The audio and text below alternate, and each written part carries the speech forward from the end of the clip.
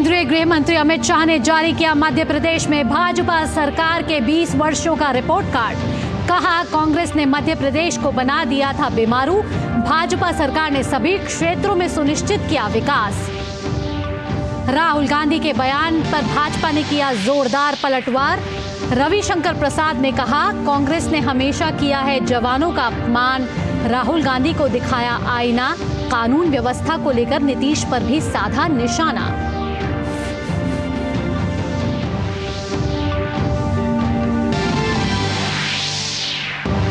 भाजपा के राष्ट्रीय अध्यक्ष जेपी नड्डा और सूचना एवं प्रसारण मंत्री अनुराग ठाकुर ने हिमाचल प्रदेश के आपदा प्रभावित इलाकों का किया दौरा। बाढ़ और भूस्खलन से प्रभावित क्षेत्रों में हालात का किया जायजा। चांद के बेहद करीब पहुंचा चंद्रयान 3। दूसरी डी बूस्टिंग से सफलतापूर्वक आगे बढ़ा लैंडर। चांद से सिर्फ 25 किलोमीटर दूर है लैंडर। फीफा महिला विश्व कप का फाइनल आज। इंग्लैंड और स्पेन के बीच होगी खिताबी भिड़ंत।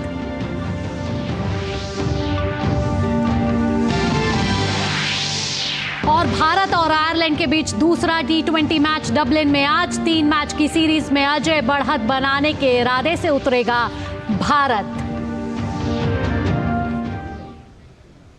नमस्कार, डीडी न्यूज पर आपका स्वागत है। मैं हूं आपके साथ भावना नैयर और हेडलाइंस के बाद अब खबरें विस्तार से।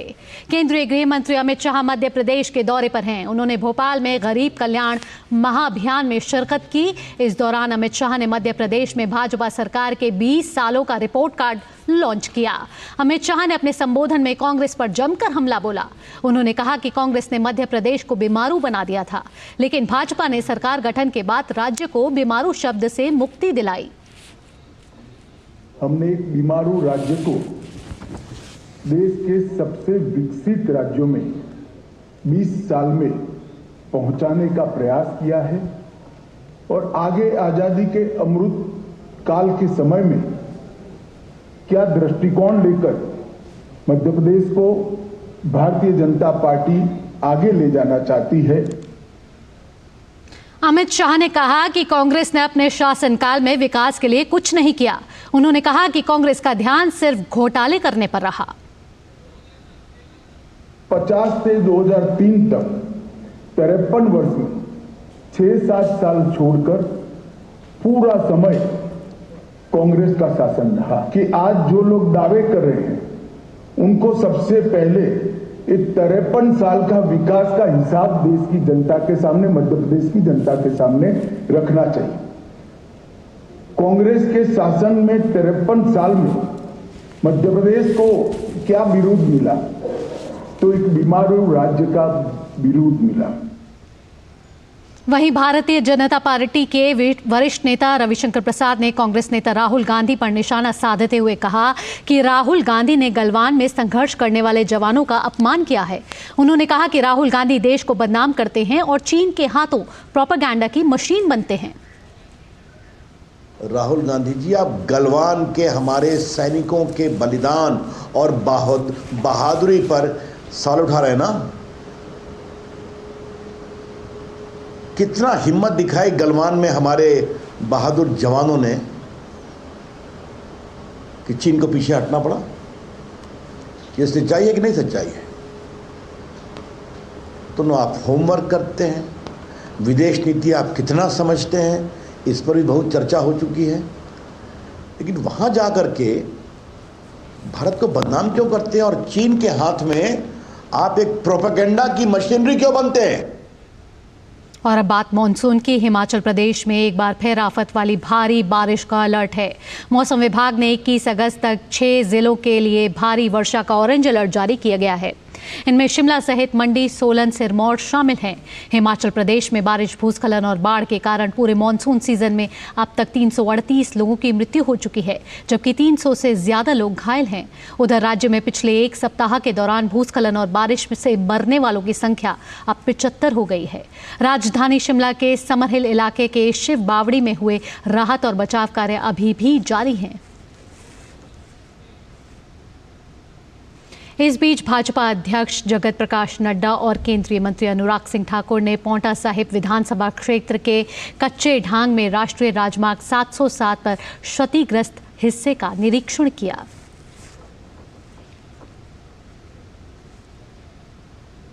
भाजपा के राष्ट्रीय अध्यक्ष जेपी नड्डा केंद्रीय मंत्री अनुराग सिंह ठाकुर के साथ हिमाचल प्रदेश में भारी बारिश और बाढ़ से हुई तबाही का जायजा लेने के लिए राजधानी शिमला के अनाडेल हेलीपैड पहुंचे। नड्डा और अनुराग ठाकुर ने शिमला में समरहिल शिव मंदिर के पास हुए भूस्खलन से प्रभावित क्षेत्र का दौरा भी किया। वहां उन्होंने हालत का जायजा लिया।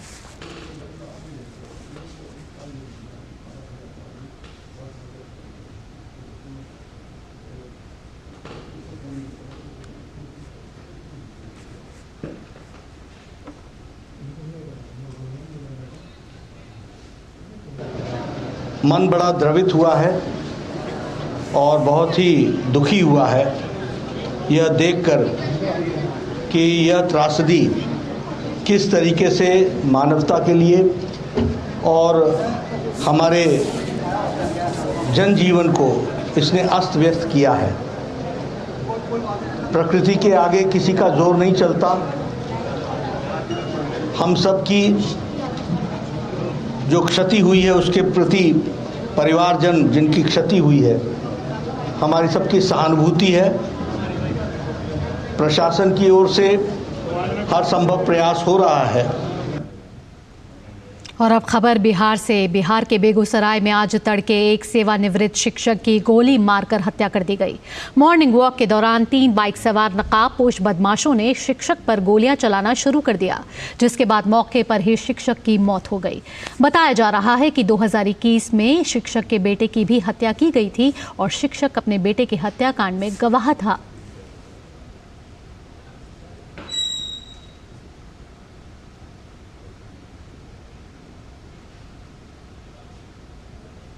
बिहार में अपराधियों ने एक बार फिर सिर उठाना शुरू कर दिया है। मुजफ्फरपुर के रेस्टोरेंट में गोलीबारी की घटना सामने आई है। घटना को लेकर पुलिस की टीम जांच में जुटी है।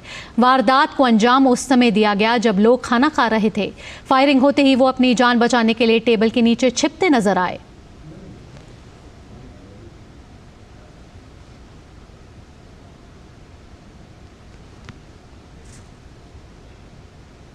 और अब बात चंद्रयान 3 की। भारत का महत्वाकांक्षी अंतरिक्ष मिशन चंद्रयान 3 चंद्रमा के बेहद करीब पहुंच गया है।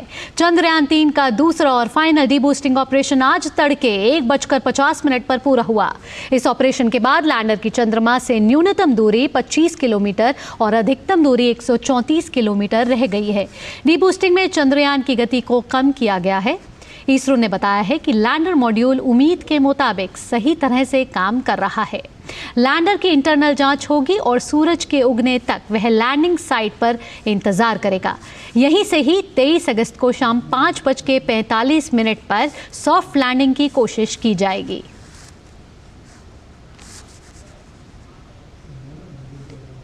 इस बीच चंद्रमा पर भारत से पहले पहुंचने की कोशिशों में लगे रूस को झटका लगा है। रूस के अंतरिक्ष यान में तकनीकी खराबी आ गई है। इसके चलते इसकी कक्षा नहीं बदली जा सकी। रूस की अंतरिक्ष एजेंसी रोस्कोमोस ने कहा है कि वैज्ञानिक हालात का विश्लेषण कर रहे हैं। बता दें कि लूना 25 को सोमवार को चंद्रमा के दक्षिणी ध्रुव पर उतरना था। और इसरो के मुताबिक चंद्रयान 3 लैंडर मॉड्यूल के 23 अगस्त को चांद की सतह पर उतरने की उम्मीद है। केंद्रीय विज्ञान एवं प्रौद्योगिकी मंत्री जितेंद्र सिंह ने भी लैंडर मॉड्यूल के चांद पर लैंड करने को लेकर सोशल मीडिया पर एक पोस्ट जारी किया है।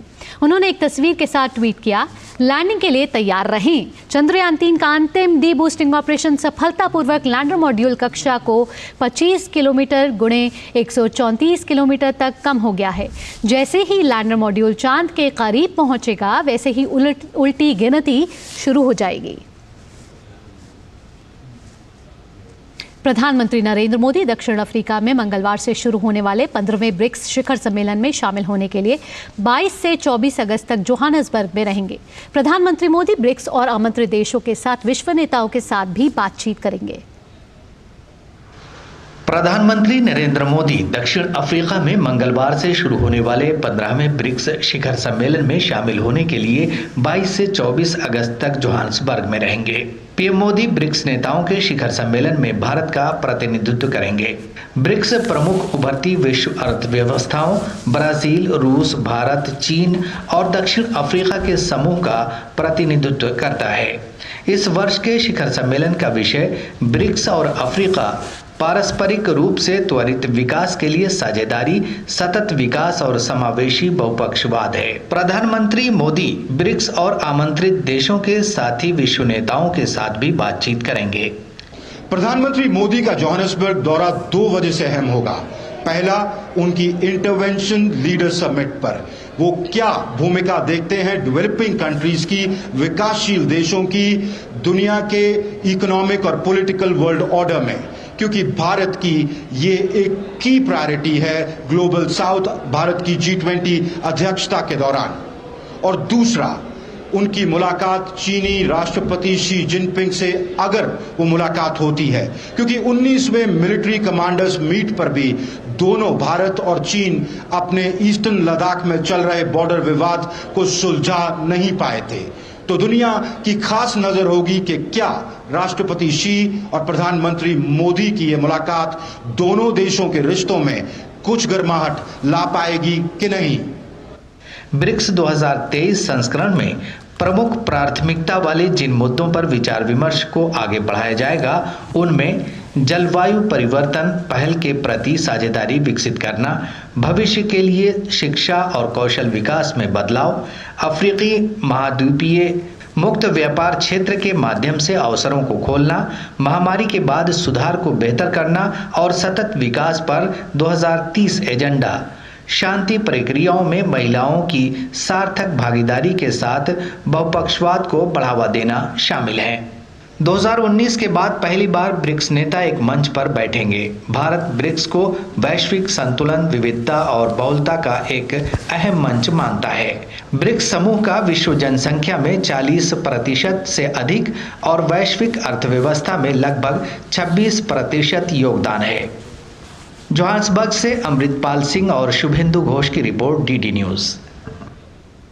प्रधानमंत्री नरेंद्र मोदी ने सुलभ इंटरनेशनल के संस्थापक पद्म भूषण डॉक्टर बिंदेश्वर पाठक के निधन पर उन्हें याद करते हुए एक लेख लिखा है, जिसमें पीएम मोदी ने उन्हें याद करते हुए लिखा है कि 15 अगस्त को स्वतंत्रता दिवस के समारोह के बीच इस खबर को आत्मसात कर पाना उनके लिए बहुत मुश्किल था कि बिंदेश्वर पाठक जी अब नहीं रहे। पीएम ने अपने विस्तृत लेख में लिखा है कि सहज, सरल, विनम्र व्यक्तित्व के धनी सुलभ इंटरनेशनल के संस्थापक बिंदेश्वर जी का जाना एक अपूरणीय क्षति है। प्रधानमंत्री ने लिखा है कि स्वच्छता को लेकर उनमें जो जज्बा था वो मैं तब से देखता आ रहा हूँ जब मैं गुजरात में था। जब मैं दिल्ली आया तब उनसे भिन्न भिन्न विषयों पर संवाद और बढ़ गया था। हम अक्सर सुनते थे कि 1 लाइफ 1 मिशन, लेकिन 1 लाइफ 1 मिशन क्या होता है ये बिंदेश्वर जी के जीवन सार में नजर आता है।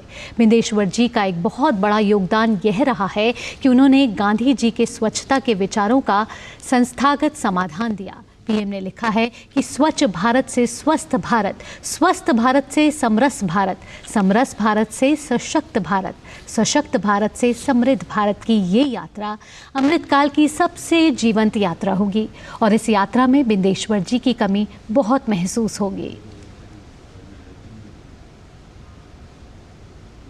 वंदे भारत एक्सप्रेस अब नए रंग में जो वहाँ नुकसान हुआ है उसको देखने का मौका मिला।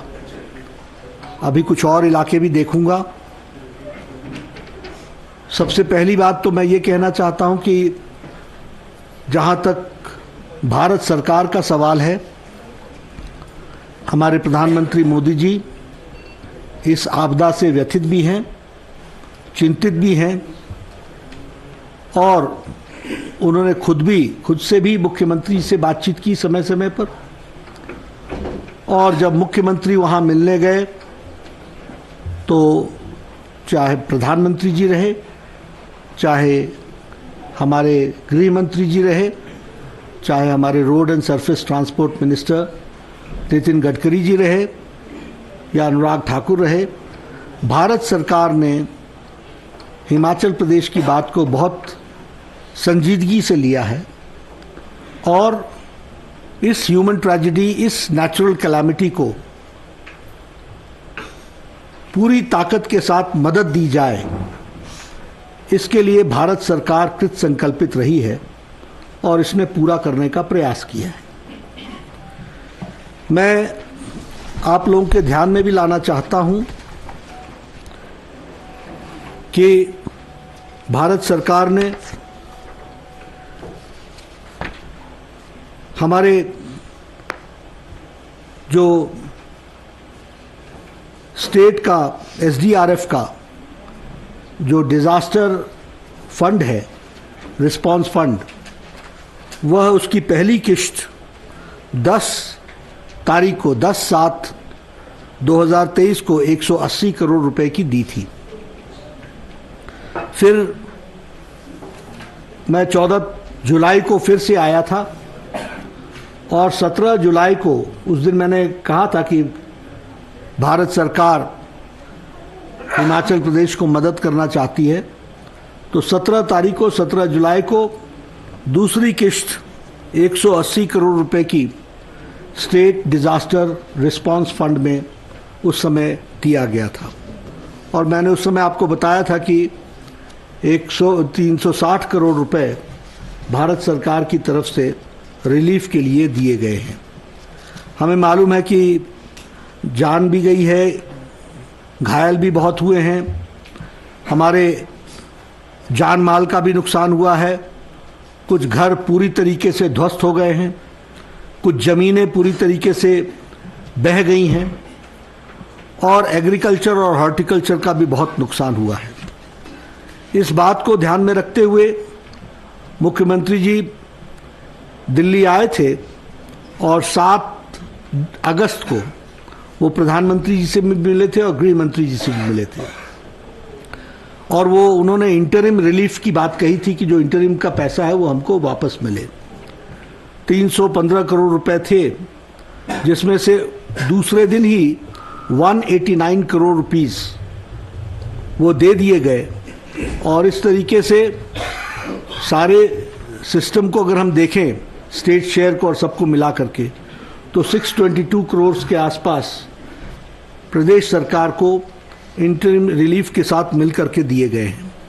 अभी भी आज जब मैं मुख्यमंत्री हमसे मिले और हम उनसे मिले तो मैंने उनको बताया कि 189 करोड़ आपके 315 में से रिलीज़ कर दिए गए हैं। ये रुके भी इसलिए थे क्योंकि इस पर ऑब्जेक्शंस थे यूटिलाइजेशन और ऑडिट के, वो क्लियर हुए तो वो दे दिए गए। कुछ जो बचे हैं उसको भी प्रदेश सरकार पूरी ताकत से लगी है, लेकिन हम जल्द से जल्द उसको रिलीज़ करेंगे जैसे ही उसके ऑब्जेक्शंस हटेंगे, लेकिन उसको हम ज़रूर मदद करने वाले हैं। आप सबको मालूम ही है कि 20 टीम्स एनडीआरएफ की यहाँ पर काम में लगी हैं। उसी तरीके से 15 एनडीआरएफ की टीम्स रेस्क्यू बोट्स के साथ लगे हैं और उसी तरीके से 2 कंपनी आईटीबीपी की भी लगी है जो लोकल एडमिनिस्ट्रेशन के उसमें है, और इसी तरीके से 3 एयरफोर्स के हेलीकॉप्टर्स भी लगे जिन्होंने 70 से ज़्यादा सॉर्टीज़ भी की और 1000 से ज़्यादा लोगों को रेस्क्यू भी किया है। तो भारत सरकार जो भी प्रदेश सरकार ने मांगा है वो देने का हम लोगों ने जो तय किया था उसको हमने पूरा किया है। ये हम आपको एक तो आपके साथ शेयर करना चाहते हैं। दूसरी बात आपको यह भी बताना चाहते हैं कि आज जब हम लोग इधर आए हैं तो अभी अभी मिनिस्ट्री ऑफ होम अफेयर्स ने 200 करोड़ रुपीस रिलीज़ किया है एसडीआरएफ फंड में, स्टेट डिज़ास्टर रिस्पांस फंड में 200 करोड़ एडिशनल अभी रिलीज़ किया है। आज संडे है, कल मंडे को हिमाचल प्रदेश के एक्सचेकर में पहुंच जाएगा। उसी तरीके से प्रधानमंत्री ग्रामीण सड़क योजना के में 2700 करोड़ रुपए की स्कीम्स को भारत सरकार ने अप्रूवल दी है। ये जो मैं आपको जितना बता रहा हूं ये सब रिलीफ और प्रधानमंत्री ग्राम सड़क योजना को छोड़ दें जो सड़क के साथ जुड़ा हुआ है, बाकी सब रिलीफ के दृष्टि से दिया गया है। लेकिन इससे अलग हट करके हिमाचल प्रदेश में नेशनल हाईवेज एक बहुत बड़ा सेगमेंट है जिसका बहुत नुकसान हुआ है, उसका भी फाइनेंशियल सपोर्ट पूरी ताकत के साथ भारत सरकार देगी और उसको भी पूरा जिसको कहा जाता है कि रीडू करके उन सारे जो नुकसान हुए हैं उनको हम ओवरकम करेंगे। और उसके लिए भी भारत सरकार, स्टेट गवर्नमेंट को जो पैसा देना पड़ेगा क्योंकि उस समय तक जो स्टेट हाईवे पर प्रेशर आएगा उसके लिए भी, और जो नेशनल हाईवे के लिए भी ज़रूरत होगी वो हम ज़रूर देंगे। मैं आप लोगों के सामने एक बात स्पष्ट रूप में कहना चाहता हूं, और ये मैं इसलिए नहीं कह रहा हूं कि किसी ने मुझे कहा है, लेकिन जिस क्षेत्र में हम काम कर रहे हैं उस क्षेत्र में ये अंदेशा रहता है कि हर चीज़ में राजनीति होती है। मैं विनम्र सबसे निवेदन करूंगा कि ये राजनीति का विषय नहीं है, ये मानवता का विषय है। इसलिए हम स्कोर पॉइंट सेटल करें इसकी कोई आवश्यकता नहीं है। हम सब लोग पूरी ताकत से इस समय एकजुट होकर हिमाचल की जनता की सेवा करें, ये हमारी जिम्मेवारी है। और इसके लिए मैंने आज मुख्यमंत्री जी को आश्वासन भी दिया है कि जो कुछ भी यहाँ हिमाचल प्रदेश में आर्थिक दृष्टि से ज़रूरत पड़ेगी, भारत सरकार, प्रधानमंत्री मोदी जी पूरी तरीके से रिस्पॉन्ड करेंगे और हिमाचल प्रदेश को कोई भी कमी नहीं आने देंगे। इस बात की हम आपको गारंटी देते हैं। We will not leave any stone unturned to help the people of Himachal Pradesh, to restructure the roads, the buildings, to bring the life to normalcy. फिर से हमारा जनजीवन अपना आम दिन की तरह चले, इसके लिए जो कुछ भी आवश्यक होगा वो हम करेंगे। और हमने मुख्यमंत्री जी से भी जब बातचीत की तो उन्होंने मुझसे रिलीफ मैनुअल में के फंड्स के बारे में बातचीत की। उन्होंने मुझसे कहा कि फंड्स एडिक्वेट नहीं होगा। मैंने कहा आप समस्या बताना, निवारण करना हमारा काम है, हम करेंगे, आप इसके बारे में चिंता ना करें। और आज भी ये जो SDRF का फंड कह रहे हैं, कोई डिमांड जनरेट नहीं हुई थी। हाँ, मैं ये ज़रूर बता देना चाहता हूँ कि सेंट्रल टीम जो रिस्पांस की आई थी वो आकर के गई है। स्टेट गवर्नमेंट ने अपने सारे डिटेल्स, जिसकी कॉपी मेरे पास भी है, इन्होंने दिया है कि क्या क्या हमारी डिमांड्स हैं। आज उन्होंने मुझे सेपरेटली भी दिया कि बहुत से ऐसे डिमांड्स हैं जो हमको हिमाचल प्रदेश को आर्थिक दृष्टि से और सबल बनाएगा। मैंने सब पर उनको कहा है कि हम भारत सरकार की तरफ से जो हमारे मंत्री हैं वो और जयराम जी, हम सब लोग पूरी ताकत से हिमाचल सरकार को मदद करते हुए हिमाचल की जनता को ताकत प्रदान करने में कोई कसर नहीं छोड़ेंगे। ये हम आपको बताना चाहते हैं। मेरी बात यहीं पर समाप्त होती है। सर, मुख्यमंत्री कह रहे हैं कि राष्ट्रीय आपदा इसको घोषित किया जाए, एक सवाल ये है। दूसरा, Rahul Gandhi was visiting in Ladakh today, he said कि जो चाइनीज आर्मी है they has captured the grazing land of people, but PM says 1 inch भी नहीं दी गई है। साइमल्टेनियसली ही सेड कि जो लद्दाख के लोग हैं they are not happy with the status of UT. मुझे ऐसा लगता है, एक सेकंड, मुझे ऐसा लगता है कि आपको अभी लद्दाख की चिंता लगी है। मैं ज़रा हिमाचल प्रदेश पर बात कर रहा हूँ, इसकी गंभीरता हम ध्यान रखें। हिमाचल प्रदेश के बारे में मैं आपको कह देता हूँ, क्या घोषित करना क्या ना करना यह विषय नहीं है। विषय यह है कि मैं आपको कह रहा हूँ, what ever Himachal Pradesh needs that will be given, that will be taken care. एक बात बार आ रही है सर कि स्पेशल जो आर्थिक पैकेज है प्रदेश को वो जल्दी दिया है। मैं फिर बता रहा हूँ ना आपको, उसका स्पेशल नाम हो या ऑर्डिनरी नाम हो, आपको आर्थिक दृष्टि से सपोर्ट चाहिए वो मिलेगा। So what will be the government, Modi's government plan of action regarding this story in Himachal? Story Himachal. क्या प्लान ऑफ एक्शन होगा मोदी गवर्नमेंट का? We are having simultaneous discussion with each other. The report comes, the offer comes from the grassroots level. Whatever the demand, we'll support it.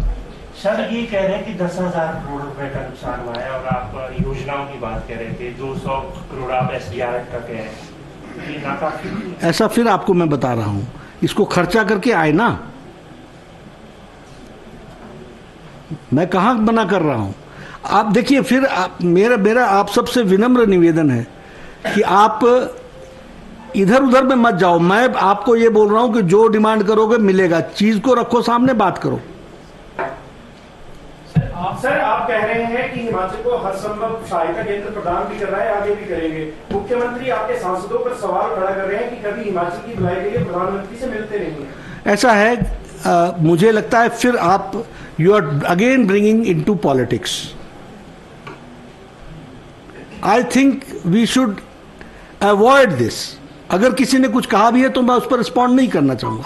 हाँ, इतना जरूर कहना चाहूंगा कि मैं और हमारे सभी सांसदों ने ये तय किया है कि हमारी बची हुई सांसद निधि वो सारी राहत कोष के लिए दी जाएगी। आप हिमाचल प्रदेश में आप बहुत ही महत्वपूर्ण विभाग में भी आप मंत्री रहे हैं, क्या देख रहे हैं जो जिस तरह से लैंडस्लाइड सिचुएशन बनी हुई है आज हिमाचल प्रदेश में हर शहर में लगभग यही हालात है, शिमला पर सबसे ज्यादा असर इसका हुआ है, क्या देखते हैं कि बेहतरीन निर्माण इसके पीछे है?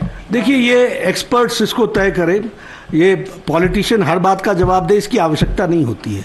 एक्सपर्ट्स हैं इसके लिए, दे विल टेक केयर। हमारा ये कहना है कि जो वो कहते हैं उसको हमको इम्प्लीमेंट करना चाहिए लेटर और स्पिरिट में। You had a meeting with the officials and chief ministers, especially in Shimla. Aftermath of this rain fury is more horrific, especially in Shimla. Shimla started sinking.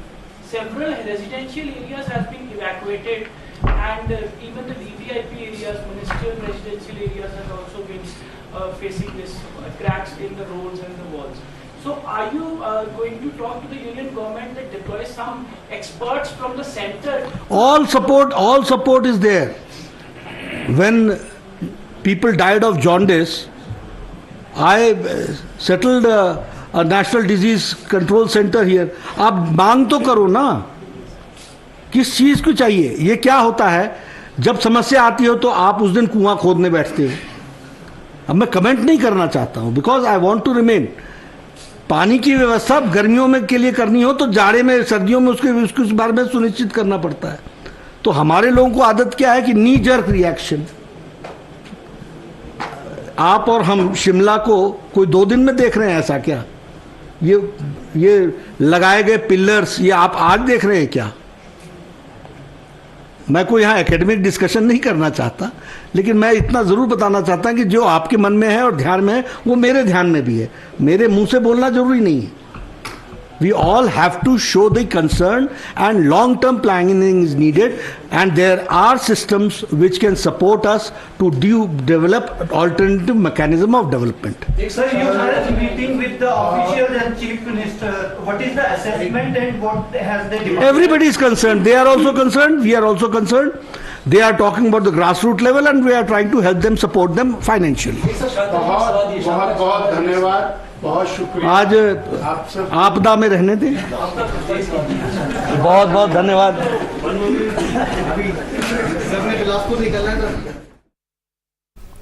अभी आप शिमला में प्रेस कॉन्फ्रेंस देख रहे थे भाजपा अध्यक्ष JP Nadda के, जिसमें उन्होंने बताया कि हिमाचल में जो भी नुकसान हुआ है, जिस तरह से भूस्खलन हुआ है, घर बह गए हैं, उनकी पूरी तरह से केंद्र सरकार भरपाई करने के लिए तैयार है। और उन्होंने ये भी कहा कि ये मानवता का विषय है और इसमें यहाँ राजनीति बिल्कुल नहीं होनी चाहिए। कृषि को जो नुकसान हुआ है उसकी भी भरपाई की जाएगी।